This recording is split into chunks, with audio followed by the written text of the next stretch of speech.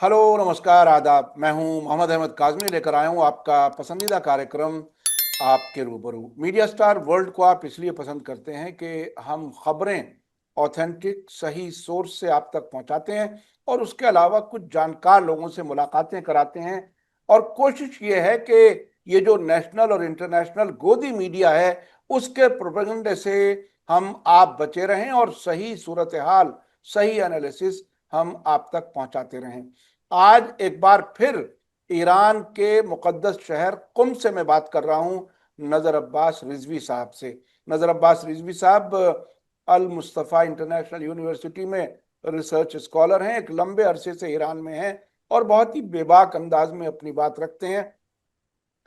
आगे बढ़ने से पहले मैं आपको ये और बता दूं कि मीडिया स्टार वर्ल्ड लगातार ये कोशिश करता रहा है कि जहां से खबर है वहीं से कुछ हालात को समझा जाए, वहां के अवामी जज्बात, वहां की हुकूमत का सोचने समझने का तरीका, मीडिया में क्या कुछ हो रहा है, वो सब चीजें जब इकट्ठे होकर के एक साथ आती हैं तो उससे ज्यादा बेहतर समझ में आता है कि आखिर हालात किस तरफ जा रहे हैं। जनाब नजर अब्बास रिजवी साहब, वेलकम है आपका। मीडिया स्टार वर्ल्ड को आपने वक्त दिया, उसके लिए बहुत बहुत शुक्रिया। अभी जो बड़ी खबरें आ रही हैं वो ये कि अमेरिका की खुफिया एजेंसियां तो ये कह रही हैं कि ईरान ने अपनी ताकत बहाल कर ली है। ट्रंप साहब कह रहे हैं कि हम ईरान वाला काम कर लेंगे, चाहे अमन से हो या जंग से हो। यानी इससे बिल्कुल साफ है कि वो अपनी ही खुफिया एजेंसियों की राय मशवरे को अहमियत नहीं दे रहे। अब पहुंच जा रहे हैं चीन। वहां ये कहते हैं, ये कुछ समझदार लोग ये कह रहे हैं कि ऐसे वक्त में ट्रंप को जाना ही नहीं चाहिए था, वहां कुछ ना कुछ दे के आना पड़ेगा, मिलेगा कुछ नहीं। तो ये अजीब फैसले लेने का जो तौर तरीका है, ये सारी चीजें सामने हैं। ईरान में तैयारियां हैं, क्या कुछ है। आप ईरान में कुम में रह करके भारतीय लोगों को, जो हिंदुस्तानी जबान जानने वाले दुनिया भर में लोग हैं, उन्हें आप इस वक्त बिस्मिल्लाह। का असेसमेंट क्या बताना चाहेंगे? कैसे लोग देखें मौजूदा हालात को? बिस्मिल्लाहिर्रहमानिर्रहीम। बहुत बहुत शुक्रिया मुझे एक बार फिर से मौका देने के लिए अपने चैनल पे। और सबसे पहले आपको और आपके तमाम व्यूअर्स को आदाब अर्ज करते हैं। देखिए, आपने जिस बात से बात शुरू की कि अगर कोई समझदार टीम होती या कोई समझदार इंसान होता तो वो चाइना ना जाता, वो इस तरह से अटैक करने की बात दोबारा ईरान पे ना करता। लेकिन क्योंकि ये ट्रंप हैं, ट्रंप और समझदारी का जो है वो पुरानी दुश्मनी है दोनों लोगों की। शुरू से हम देख रहे हैं पिछले 70 दिनों से जिस तरह से ट्रंप ने शुरू किया इस जंग को, वो भी एक मिस कैलकुलेशन था। उस वक्त भी हमने देखा कि जो यूएस की इंटेलिजेंस एजेंसीज थी, चाहे वहां की तुलसी गबार्ड हो या दूसरी एजेंसीज हो, वो सब ये कह रहे थे, इंटेलिजेंस रिपोर्ट्स ये कह रही थी कि फिलहाल हमें कोई खतरा नहीं है ईरान से। ईरान किसी भी तरह का न्यूक्लियर वेपन नहीं बना रहा है, इंटेलिजेंस एजेंसीज ये कह रही थी। लेकिन क्योंकि ट्रंप के ऊपर एक भूत सवार था, और या कह लें कि नेतन्याहू सवार था उसके ऊपर, तो उसने इस जंग को शुरू कर दिया। और बहुत ही अच्छी तरीके से उनकी जो है उनको मार पड़ी, बहुत ज्यादा नुकसान हुआ। वेस्ट एशिया की जो बेसिस की हालत है, चाहे वो सीएनएन की रिपोर्ट हो, न्यूयॉर्क टाइम्स की रिपोर्ट हो, एनबीएस की रिपोर्ट हो, अल जजीरा की रिपोर्ट हो, वो सारी वाजे हैं कि सारे बेसिस जो है बर्बाद हो चुके हैं, उनको बड़ा नुकसान हुआ है। खुद जीसीसी कंट्रीज के दरमियान दरार पड़ चुकी है। पूरी दुनिया में जो है वो ट्रंप की, खासतौर से यूएस के अंदर जो इनकी पॉपुलैरिटी थी वो खत्म हो चुकी थी। इतना ज्यादा नुकसान उठाने के बाद भी, जिसे कहते हैं कि रस्सी जल गई लेकिन बल नहीं गया, वो वाली कंडीशन अभी भी ट्रम्प की है कि वो धमकी दे रहे हैं कि या तो हम बात करके या हम ताकत के जरिए से ईरान के मसले को हल कर लेंगे। जबकि उनकी खुद की इंटेलिजेंस एजेंसीज ये कह रही हैं कि ईरान ने बहुत ही अच्छी तरीके से खुद की तैयारी कर रखी है, खुद को आमादा किया है। जितनी भी उनकी मिसाइल्स कैपेबिलिटी थी, जो भी उनकी ड्रोन्स की जो कमी हो गई थी या जहां पे उनको मुश्किल पेश आ रही थी, वो सब उन्होंने रिकवर कर लिया है। और वाकई ऐसा ही है। मैं यहाँ पे मुख्तलिफ जो कमांडर्स हैं या जो मुख्तलिफ एक्सपर्ट्स हैं उनकी बातें सुन रहा था, उनका यही कहना है कि हमारी आमादगी ऐसी है इस वक्त जंग की कि जो फिर से एक बार पूरी दुनिया में पावर बैलेंस को चेंज कर देगा। मैं कल एक यहाँ के एक्सपर्ट उनकी बात सुन रहा था, बहुत अच्छी उन्होंने बात कही। उन्होंने कहा कि जंग जब शुरू हुई थी तो दुनिया को लग रहा था कि एक ऐसी जंग है जैसी अमेरिका कहीं पे भी हमला करता है, अटैक करता है और उसके बाद उस मुल्क को जो है वो कब्जे में कर लेता है। तो शुरू में जो है दुनिया को बहुत ज्यादा परेशानी नहीं थी।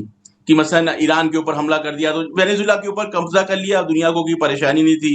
क्यूबा के ऊपर ब्लॉकेट लगा हुआ है, दुनिया को कोई परेशानी नहीं थी।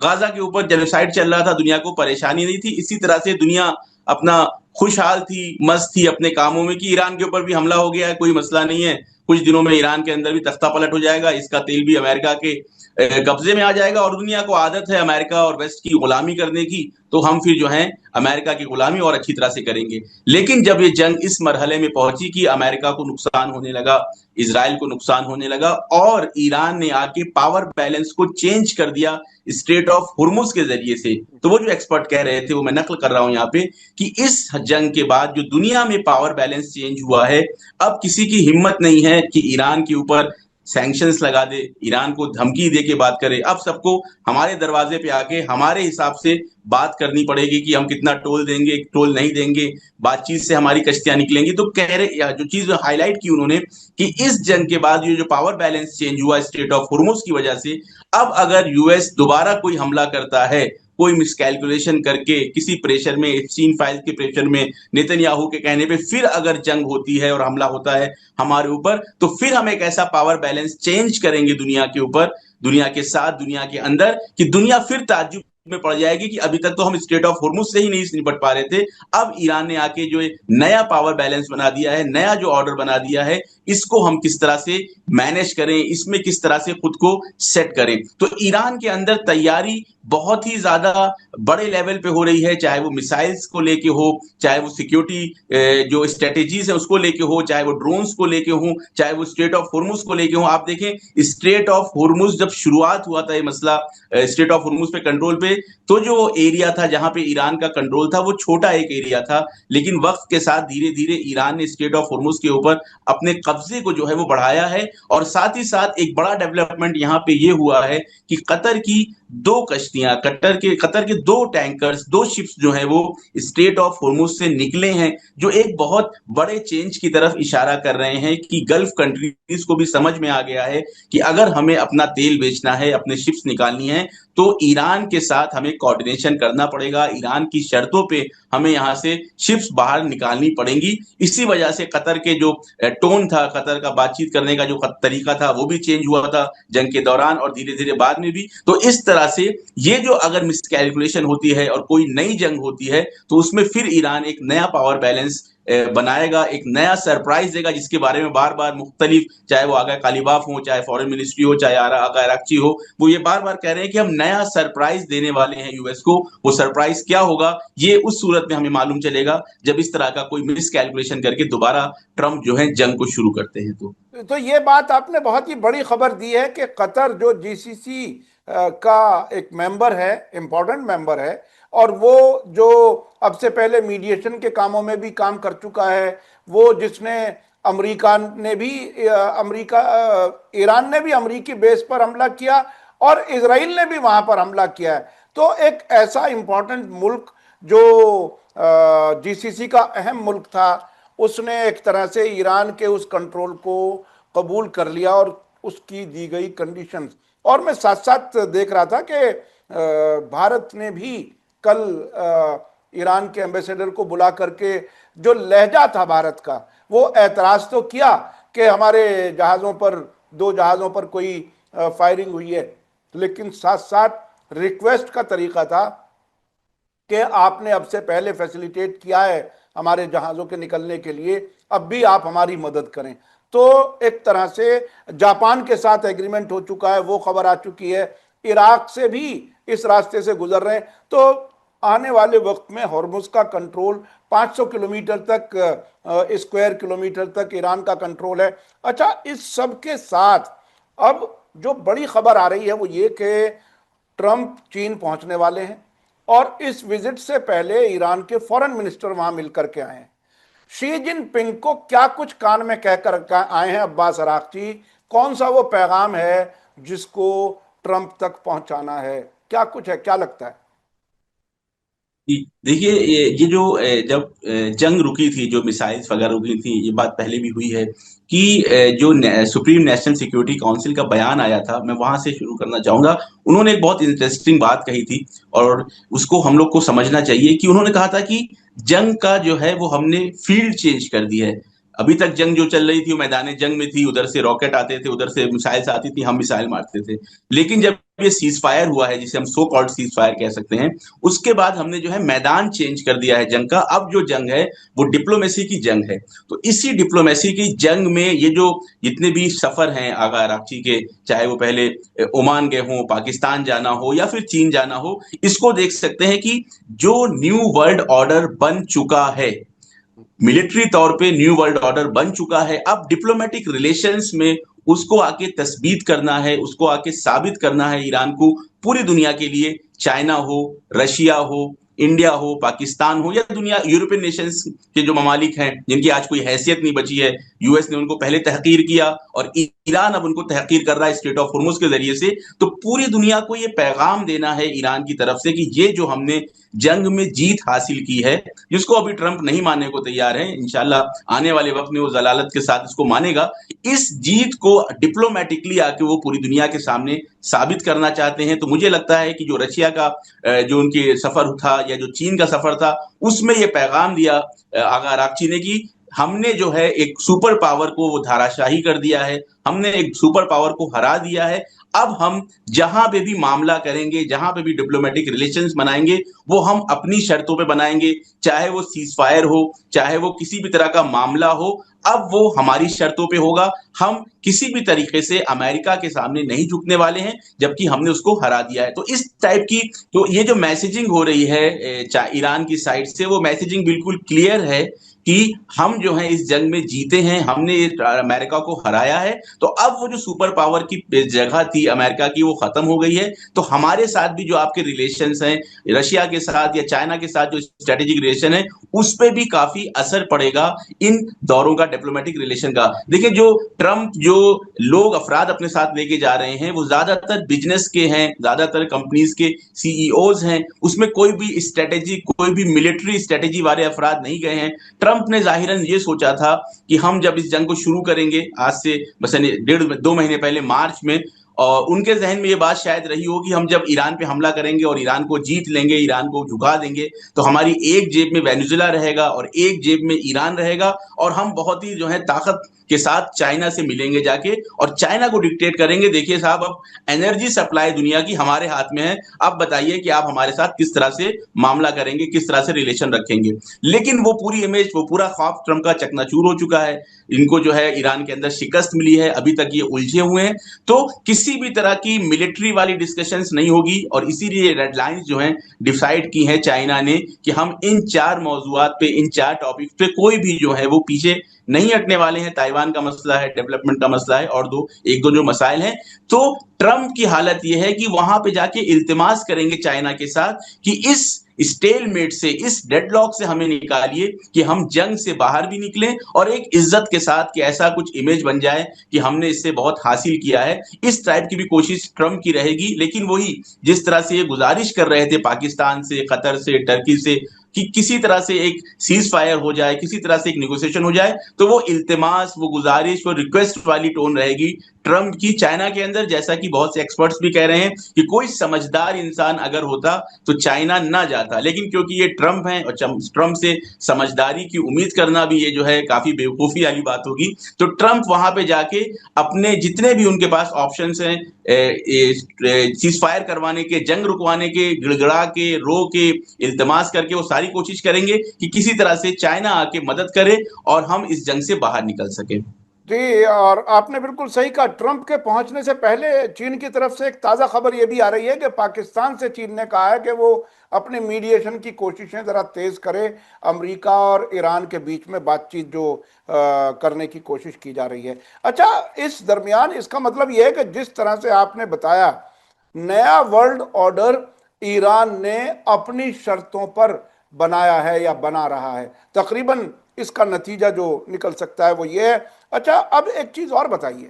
पिछले 2 दिन से, बल्कि उस पर मैं बाद में आऊंगा, भारत आ रहे हैं अब्बास अरागची, और अब्बास अरागची ब्रिक्स की मीटिंग में मिलेंगे। जाहिर है उनकी मीटिंग फॉरेन मिनिस्टर से भी होगी, प्राइम मिनिस्टर से भी होगी। ऐसे वक्त में जब प्राइम मिनिस्टर जा रहे हैं इस मीटिंग के फौरन बाद यूएई, तो इस सब को किस तरह से आप लोग वहां देख रहे हैं ईरान में? और ये भारत सरकार से एक नाराजगी का इशारा कई बार आ चुका है ईरान से। ऐसी हालत में बहुत से लोग तो ये उम्मीद कर रहे थे शायद अब्बास अरागची ना आए, लेकिन वो आने का फैसला जो किया है वो किस तरह से किया, क्या ईरान क्या उम्मीद करता है इस विजिट्स में? देखिए, ये जो फैसला है ब्रिक्स में जाना, इसके मुझे लगता है दो तीन अहम इसमें जो पॉइंट्स हम देख सकते हैं। पहला ये कि इससे ईरान के जो इस जंग के बाद ईरान के पास जो कॉन्फिडेंस आया है, एक जो कुदरत आई है जिसे सॉफ्ट पावर कहते हैं, उसकी एक तरह से यहाँ पे हम झलक देख सकते हैं कि इंडिया की जिसका इंडिया को लेकर यहाँ पे हुकूमती लेवल पे भी और अवामी लेवल पे भी जो ईरानी हमसे मिलते हैं, जब जानते हैं कि हम हिंदुस्तानी हैं, तो हमसे सवाल करते हैं कि आपकी हुकूमत की जिसके रिलेशन हमारे सिविलाइजेशनल रिलेशन है, जिसके साथ हमारे ट्रेड रिलेशन है, हमारा दोस्त मुल्क है, उसने इस जंग में ऐसा स्टैंड क्यों लिया? तो एक जो आपने जैसे कहा नाराजगी है, एक ताज्जुब वाली नाराजगी है कि इंडिया इस तरह का स्टैंड क्यों ले रहा है। तो मुझे लगता है कि ये ईरान की एक कॉन्फिडेंस की भी झलक है कि उस मुल्क में फिलहाल जा रहे हैं जहां पे जाहिरी एतबार से स्टैंड वो नहीं है लिया कि जिसकी इनको तवक्को थी। ईरान की जो तवक्को थी उस स्टैंड से अलग स्टैंड लिया है, लेकिन खुद एक मौका है, अच्छा मौका है, क्योंकि ब्रिक्स की जो चेयरमैनशिप है वो इंडिया के पास है। तो ईरान ये चाहेगा, और शायद अब्बास आरागची साहब भी इस चीज को वहां पे हाईलाइट करें कि ब्रिक्स की जानिब से एक कॉमन मैसेज आए या एक कॉमन कंडेम्पशन मैसेज आए कि उसकी मजम्मत की जाए इस जंग की जो उनके ऊपर थोपी गई है, जो हमला किया गया, जो सुप्रीम लीडर को शहीद किया गया, इसके मजम्मती बयान के बारे में भी ये बात शायद अब्बास अरागची साहब कहें। और इसके साथ साथ अमेरिका को जो ईरान ने कमजोर किया, देखिए ब्रिक्स के अंदर हमेशा से एक मौजू रहता है, एक टॉपिक रहता है कि डॉलर के अलावा नॉन डॉलर कोई करेंसी इजाद की जाए और कम से कम जो ब्रिक्स कंट्रीज हैं वो इसमें आके ट्रेड करें। और ये बना ही इसीलिए इकोनॉमिकली एक प्लेटफॉर्म है कि जहां पे अमेरिका की दखलत ना हो, जहां अमेरिका की दादागिरी ना हो। तो ईरान आके इस चीज को भी यहां पे उठा सकता है कि हमने वो मौका फराहम कर दिया है कि दुनिया की इकोनॉमी में डॉलर का रोल बिल्कुल खत्म हो जाए, पेट्रो डॉलर को बर्बाद करने की कगार पे हम ले आए हैं। अब ब्रिक्स के पास और ब्रिक्स के जो ममालिक हैं उनके पास एक बेहतरीन मौका है ये दिखाने का, ये शो करने का कि हम इस मौके से फायदा उठाते हुए अमेरिका के खिलाफ, डॉलर के खिलाफ एक नई करेंसी, एक नया इकोनॉमिक सेटअप बना सकते हैं, जिसके जरिए से अमेरिकन हेजमनी की जो मिलिट्री एतबार से बर्बाद हो चुकी है, इकोनॉमिकली एतबार से भी उसको कमजोर किया जा सके। तो मुझे ऐसा लगता है कि ये ब्रिक्स कंट्रीज का जो है एक तरह से टेस्ट है कि वो क्या फैसला लेते हैं, क्या बयानिया जारी होता है इस प्लेटफॉर्म से, और किस हद तक वो आके इस जंग में ईरान के साथ, क्योंकि ईरान जो है ब्रिक्स का मेंबर है और ईरान के ऊपर जो है इंटरनेशनल कानून के खिलाफ वर्जी करते हुए हमला हुआ है, तो बिल्कुल कानूनी एतबार से भी यहाँ पे एक बयान जारी होना चाहिए। तो इन सब चीजों को देखते हुए जो है अब्बास आराकी साहब का ये सफर जो है देखा जाना चाहिए। साथ ही साथ ये जो फिलहाल एनर्जी क्राइसिस है इंडिया के अंदर, जिसके जैसे बयानात आ रहे हैं हुकूमत की तरफ से, सरकार की तरफ से कि तेल गैस ना यूज करें, ये सारी चीजें जो पेश नजर है आपके सामने, तो ये एनर्जी क्राइसिस डायरेक्टली रिलेटेड है ईरान के साथ रिलेशन में। मैंने पहले कहा न्यू वर्ल्ड ऑर्डर आ रहा है, नज्म नवीन जहानी इसे फारसी में कहते हैं। इस न्यू वर्ल्ड ऑर्डर में हर मुल्क को अपने नेशनल इंटरेस्ट को देखते हुए ये कोशिश करनी चाहिए कि हमारा फायदा किसके साथ है। मैं अभी नैतिकता की बात नहीं कर रहा, मैं मॉरल एथिक्स की बात नहीं कर रहा कि कहां पे जुल्म हो रहा है, कहां पे जालिम है, उन सब को छोड़ते हुए अगर अपने फायदे की भी बात देखी जाए तो ईरान की जो एक सुपर पावर बन के उभरा है, वेस्ट एशिया में तो है ही सुपर पावर, धीरे धीरे दुनिया ये भी कबूल करेगी कि पूरी दुनिया की अहम सुपर पावर्स में से ईरान शामिल हो रहा है। तो ऐसे में यूरोपियन नेशंस कह रहे हैं कि हम आपसे बातचीत करके तेल निकालने को तैयार हैं, दूसरे ममालिक कह रहे हैं कि हम आपके साथ, जापान कह रहा है, साउथ कोरिया कह रहा है। तो इसी तरह से ब्रिक्स नेशंस को भी ये कोशिश करनी चाहिए कि इस पूरे नए पावर बैलेंस में अपने रिलेशंस ऐसे बनाने चाहिए कि जो हमारे नेशनल इंटरेस्ट से मिलते हो, उससे हमारा फायदा हो, और ये जो एनर्जी क्राइसिस है इससे हम बाहर निकल सकें। मुझे पूरी उम्मीद है कि ब्रिक्स का प्लेटफॉर्म एक ऐसा प्लेटफॉर्म बनेगा जहां से इस तरह का पॉजिटिव रिस्पॉन्स ईरान को देखने को मिलेगा कि जो उनकी शिकायतें हैं फिलहाल, वो शिकायतें आने वाले वक्त में शायद दूर हो जाए। ये बहुत ही अहम मौका है वाकई। ईरान ने जिस तरह से जंग लड़ी है उसके नतीजे में यूरोपीय मुल्क अमेरिका से अलग हुए, अरब मुल्कों में भी टूट हुई, वहां भी डिवीजन बढ़ा, और ब्रिक्स का जो सबसे बड़ा एक तरह से टारगेट अमेरिका को कमजोर करना था, वो टारगेट हासिल करने में भी ईरान ने एक बड़ा रोल अदा किया है। यानी अरब मुल्कों में वहां की हुकूमतों, वहां की आवाम को पूरा मौका दिया है कि अब अमेरिका यहां कमजोर हो चुका है, अब आप अपने सीधे रास्ते पे आ जाओ। ब्रिक्स को भी एक तरह से पूरा मौका ईरान ने फराहम किया है। अच्छा, मैं अब दूसरी तरफ जाना चाहता हूं। पिछले 2-3 दिनों में एक खबरों का रुझान आया वेस्टर्न मीडिया में, खासतौर पर इजरायली मीडिया में। पहले खबर ये आई कि यूएई ने इजराइल के साथ मिलकर के ईरान पर हमला किया, लेकिन उसमें सोर्स नहीं बताई गई। कुछ जानकार लोगों ने कहा। आज आज दूसरी खबर आई कि सऊदी अरब ने अमेरिका इजराइल के साथ मिलकर के ईरान पर हमला किया। और आप इन खबरों को कैसे देख रहे हैं? क्या कुछ है ये? इस क्या क्या पीछे की सीरीज भी वो याद करनी पड़ेगी कि बहुत सी जगहों पर हमले करके ईरान पर इल्जाम लगाया गया? क्या कुछ है वो? ये इन खबरों को कैसे देख रहे देखिए, कुछ खबरें तो इसमें जो मुझे लगता है कि इस टाइप की खबरों के जरिए से ये बताने की कोशिश की जाती है कि पहले तो कैपेबिलिटी दिखाने की कोशिश करना कि अमेरिका के यूएस के सॉरी सऊदी अरब के पास या यूएई के पास ऐसी कैपेबिलिटी है कि वो ईरान के साथ, ईरान के ऊपर जो है वो फौजी हमला कर सकते हैं, ईरान को नुकसान पहुंचा सकते हैं। इस तरह की एक इमेज बनाने की कोशिश होती है।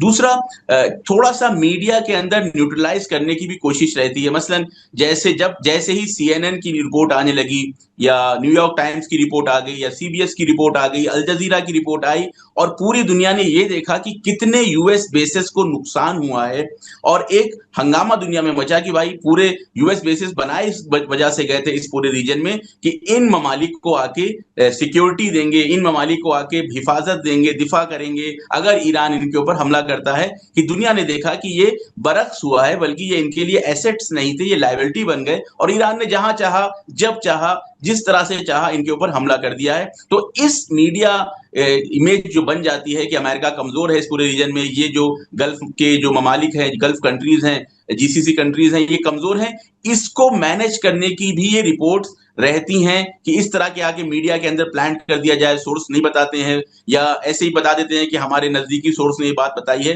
तो इस तरह की मीडिया रिपोर्ट्स को जो है बहुत ज्यादा सीरियस नहीं लेना चाहिए, क्योंकि खास तौर से सऊदी के बारे में मैं यहाँ पे हाईलाइट करूंगा। देखिए, यूएई और बहरीन ने तो अपना जो है मौकिफ पूरा क्लियर कर दिया है कि हम अमेरिका और इजराइल के साथ खड़े हैं। अब वो इजराइल डूबेगा तो हम भी डूबेंगे, हमने इस बात को कबूल कर लिया है। इजराइल, यूएई और बहरीन का क्लियर स्टैंड है। जिस तरह से वहां पे वो टारगेट कर रहे हैं ईरानी शिया, पाकिस्तानी शियों को या बाहर सारे शियों को, शिया उलमा को जिस तरह से उन्होंने जेलों में डाला है बहरीन के अंदर, तो उनका क्लियर स्टैंड है कि हम पूरी तरह से उम्मत के खिलाफ होते हुए ईरान इजराइल के साथ खड़े हैं। लेकिन सऊदी अरबिया का अभी भी मामला पूरी तरह से क्लियर नहीं है। मेरा पर्सनल ये मानना है कि सऊदी अरब कतर वाली लाइन लेने की कोशिश करेगा आने वाले वक्त में, क्योंकि उसको समझ में आ गया है कि इस मंतके में ईरान के साथ दुश्मनी लेके, ईरान के ऊपर हमला करके, उनके ऊपर अटैक करके, ये करके इस मंतके में अब रहना जो है वो खतरे से खाली नहीं है।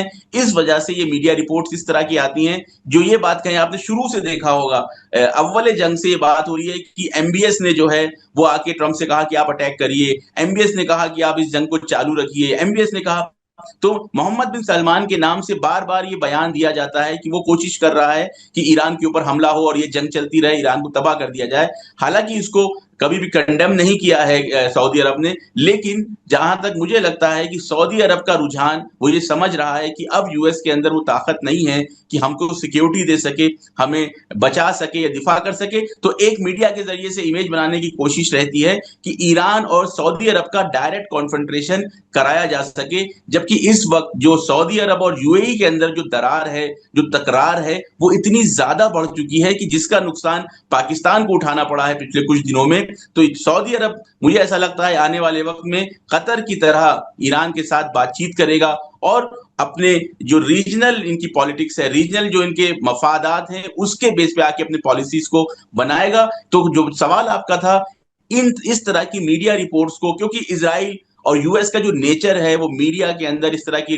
रिपोर्ट्स को प्लांट करना है, फिर लोगों के जहन में एक इमेजिनरी बनाना है, ये पूरा इनका खेल जो रहता है मीडिया वाला, वो उसके तहत इस तरह की रिपोर्ट्स आती हैं। क्योंकि अगर ये रिपोर्ट्स ना रहे तो दुनिया के अंदर और जहनों के अंदर लोगों के ये वाली बात ज्यादा हाईलाइट हो जाएगी कि यूएस बेसिस पूरी तरीके से बर्बाद हो गए हैं और जीसीसी कंट्रीज के अंदर ताकत नहीं बची है कि वो ईरान के साथ जंग कर सकें, या ईरान जो उनके ऊपर मिसाइल या ड्रोन मारता है उससे खुद को बचा सकें। तो ये मीडिया रिपोर्ट्स इस पूरे नैरेटिव को लेके चलती हैं ताकि एक फेक इमेजिनरी बनाई जाए कि ईरान के ऊपर ये ममालिक भी हमला कर सकते हैं। जी जी, आपने सही कहा। और अभी 2-3 दिन पहले नेतन्याहू ने सीबीएस के साथ जो इंटरव्यू दिया 60 मिनट प्रोग्राम में, उसमें यह एतराफ किया कि हम प्रोपेगंडा वार में हार चुके हैं, हम कामयाब नहीं हुए। प्रोपेगंडा वार आमतौर पर देखिए अब नॉर्मल हालात हैं, आमतौर पर कोई भी सियासी लीडर ये बात नहीं कहता कि हम प्रोपेगंडा भी करते हैं। वहां वो कह रहे हैं कि हम प्रोपेगंडा जंग में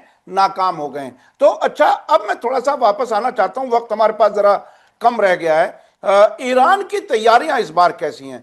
जो हम हिजबुल्लाह के पीवीएफ वो जो ड्रोन देख रहे हैं, ये कहा जा रहा है कि एक मोबाइल फोन की कीमत से भी कम कीमत वाले $300 का ड्रोन जो है वो मरकावा टैंक को उड़ा देता है। इस किस्म के हथियार अभी ईरान ने क्यों नहीं दिखाए?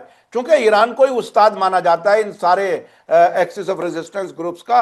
कुछ हथियार जो ईरान ने भी इस्तेमाल नहीं किए वो इनके एलाइज इस्तेमाल कर रहे हैं। मैं प्रॉक्सी नहीं कह रहा हूं, एलाइज कह रहा हूं। जी जी, देखिए मुझे ऐसा लगता है वाकई हिजबुल्ला जो जंग लड़ रही है और हिजबुल्ला के जवान जिस जज्बे के साथ जंग लड़ रहे हैं, इंशाल्लाह कभी तारीख ईमानदारी से अगर लिखी जाएगी दुनिया में तो ये यादगार, इसको याद किया जाएगा कि किस तरीके से हिजबुल्ला ने जंग लड़ी। वो हिजबुल्ला की उसको पेजर अटैक्स उसको झेलने पड़े, उसके बाद सैयद हसन नसरुल्लाह को शहीद किया गया, किस तरीके से तबाही मचाई गई वो सब हम लोग के सामने है। और ये बात पूरी दुनिया में कही जा रही थी कि हिजबुल्ला खत्म हो गई है, हिजबुल्ला अब जो है वो इजराइल के सामने सर नहीं उठा सकती।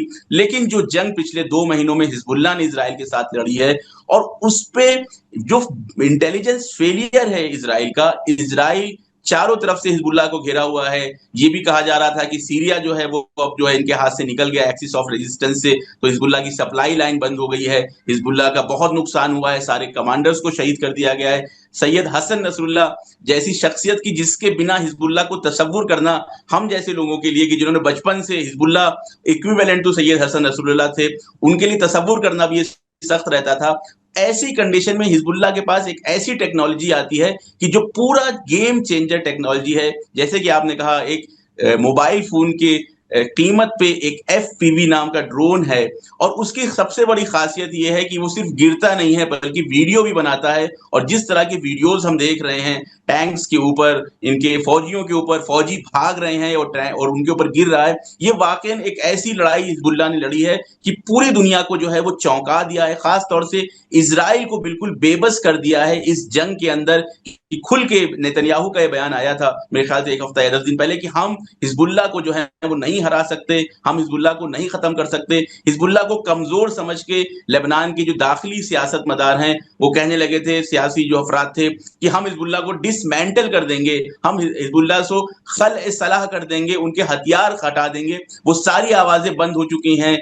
हिजबुल्लाह के अंदर जो दाखिली प्रेशर था, जो उनके साथ विश्वासघात हो रहा था, जो उनके साथ धोखा किया जा रहा था अंदर से सियासी एतबार से, वो सारी आवाजें आप देखिए बंद हो गई हैं। तो हिजबुल्लाह ने फिर से एक बार साबित कर दिया। हिजबुल्लाह की तारीख ये रही है कि जब उसको समझा जाता है कि अब हिजबुल्लाह खत्म हो गई है, हिजबुल्लाह के अंदर ताकत नहीं है, तो वाकई ये हिजबुल्लाह है, ये अल्लाह का हिजब है, और इसमें जो खुदाई मदद आती है और उसके बाद इनके जो जज्बा है, इनके जो शहीद हैं, जो शहादतें दे रहे हैं, वो पूरी तरह से दुनिया को चौंका देते हैं।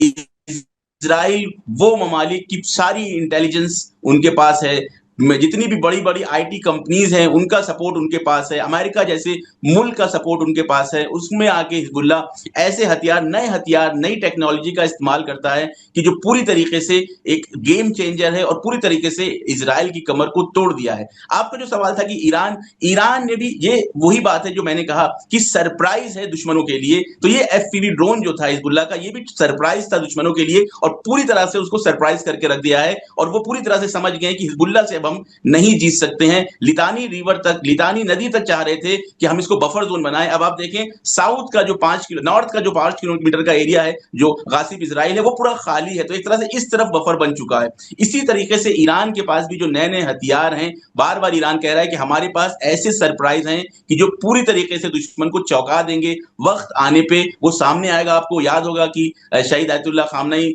की जो तकरीर थी, उन्होंने कहा था हाँ वाकई किसी के पास अब्राहम लिंकन जैसी अगर जंगी बेड़ा हो तो ये बड़ी ताकत है, लेकिन उससे बड़ी ताकत वो है कि जो उस जंगी बेड़े को डुबा सकता है। तो ये बात है, सिर्फ एक शुआर नहीं है, सिर्फ एक नारा नहीं है।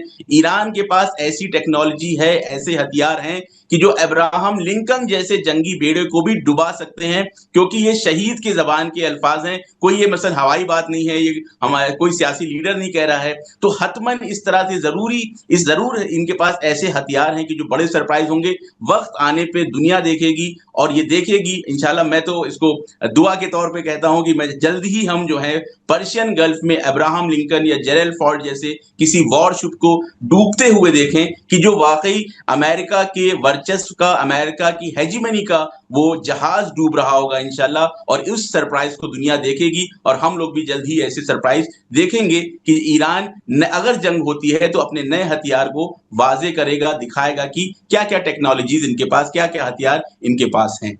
जी, यकीनी तौर पर जिन हथियारों के बारे में मोहम्मद बाकर कालिबाफ और कई लोग कह रहे हैं वो ज़रूर उनके पास सरप्राइजेज हैं। मैं अपने दर्शकों को बता दूं, हिजबुल्लाह जो है वो दो अल्फाज से मिलकर के है।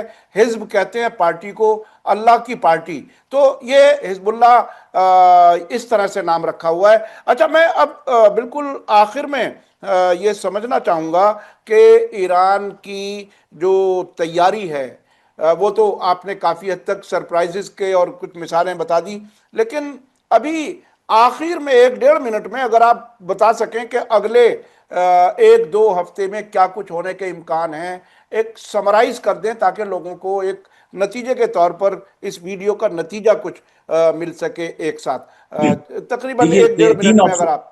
जी जी, 3 ऑप्शन है अमेरिका के पास। पहला ऑप्शन है कि बड़े लोगों को असैसिनेट करे और उसके बाद यहाँ पे आके हमला करे और बड़े बड़े इंफ्रास्ट्रक्चर को, इन सबको तबाह करे। पहला ऑप्शन है, लेकिन इससे कोई नतीजा नहीं निकलेगा, इससे कोई उनको फायदा नहीं होने वाला है, क्योंकि ये पहले भी कर चुके हैं। बड़े लोगों को असैसिनेट करने से कोई नतीजा नहीं निकलने वाला है जंगी तो एतबार से। दूसरा ये है कि ये लैंड इन्वेजन करें या हेलीबॉन जैसा कोई यहाँ पे ऑपरेशन करें, जैसा कि इस्फहान में करने की कोशिश की थी, लेकिन उसका भी नतीजा नहीं है, क्योंकि कई सारी तैयारियां ईरान की खास तौर से लैंड इन्वेजन और हेलीबॉन ऑपरेशंस के लिए हैं। जितने भी हसास जगह है उस जगह पे ईरान ने जो है वो ऑपरेशंस किए हैं, कई सारी ड्रिल्स की हैं, जिसमें अगर इस तरह का कोई ऑपरेशन होता है तो उसका जवाब दिया जा सके। तो ये ऑप्शन भी बहुत बईद है कि इस पे अमल किया जाए। तीसरा, और वो चीज की जिसको फिलहाल ट्रंप करने की कोशिश कर रहा है, वो है दाखिली इख्तिलाफ। वो कोशिश ये कर रहा है, आप उसके बयानात देखें कि ईरान के अंदर मॉडरेट्स हैं, वो मुझसे बात करना चाहते हैं। ईरान के अंदर हार्ड लाइनर्स हैं, ल्यूनेटिक्स जिन्हें कहता है वो मुझसे बात नहीं करना चाहते। वो लोग जो है वो इस वक्त किसी भी तरह का निगोशिएशन नहीं करना चाहते। वो ये चाह रहा है कि जो इत्तेहाद, जो यूनिटी ईरान के अंदर पिछले 70 दिनों में ईजाद हुई है और पूरी तरीके से आवाम हुकूमत के साथ है, सिस्टम के साथ है, आर्म फोर्सेस के साथ है, वहां पे आके हमला करे। और वक्त ले रहा है इसी चीज पे बार बार तकरार, देखें हाईलाइट करने की कोशिश कर रहे हैं कि करता है कि आईआरजीसी जो है वो हार्ड लाइनर है, दूसरे लोग जो है वो मॉडरेट्स हैं, कि ये एक डिफरेंस ईजाद करें। और फिलहाल यही स्ट्रेटेजी है जिसपे अमेरिका आगे चल रहा है और इसी के जरिए से वो चाह रहा है कि दाखिल में कोई फितना हो, दाखिल में कोई प्रॉब्लम ईजाद हो और उसके जरिए से हम ईरान पे हमला करें और हमें कोई फायदा हासिल हो सके। लेकिन इसका भी जो है इम्कान बहुत ना के बराबर है। जिस तरह से पब्लिक पूरी तरह से यहाँ पे सपोर्ट में है, रोडों पे है, सड़कों पे है, चौराहों पे है पिछले 70-75 दिनों से, और जो इत्तेहाद ईजाद हुआ है इस जंग के बाद वो गैर काबिल तसव्वुर है। और इस जगह पे भी ट्रंप को जो है कोई चीज हासिल, कोई फायदा हासिल नहीं होने वाला है। रास्ता वही है कि ईरान की शर्तों को मान के सरेंडर करें और इस मंतके से वापस चले जाएं। यकीनी तौर पर अमेरिका को आखिरकार सरेंडर करना ही पड़ेगा, जिस मजबूती से ईरान ने जंग लड़ी है और जिस तरह से जो आज ही खबर में बताया कि 5 शर्तें रखी गई हैं, बात शुरू करने की शर्तें हैं। हालांकि उसको अगर शर्तों को देखा जाए तो वो ईरान की जीत कबूल कर ले, ये बस कहने की कमी रह गई है। बाकी वो ईरान अपनी तमाम कामयाबियां हासिल करना चाहता है बातचीत से पहले। बहुत बहुत शुक्रिया नज़र अब्बास साहब, आपने हमें वक्त दिया।